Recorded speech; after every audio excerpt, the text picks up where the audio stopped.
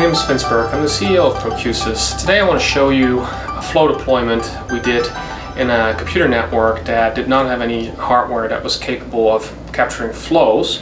The problem being that the network had a relatively old router and didn't need much more than what was installed.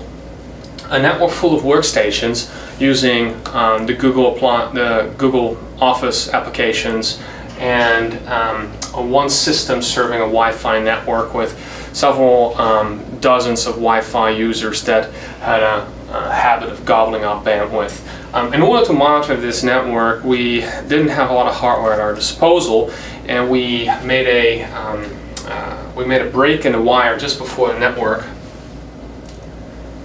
switch, just like this, and we inserted a software flow exporter in the middle running on a relatively slow system. This system would capture the flows and forward it to ProQueSys FlowTraq.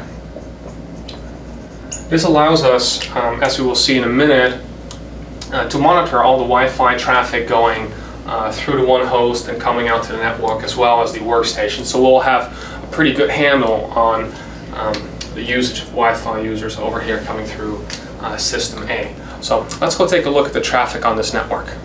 And here we are looking at the traffic on this network. This is a relatively busy network. I've just selected 1 week worth, and we can see that there's 9.5 million sessions in this week.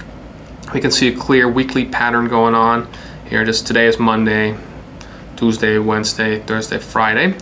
And we notice that every evening there seems to be a regular spike in traffic. Now, if I go ahead and I take a look at the host pairs, I can quickly identify this as a connection between 10.0230 and 10.104.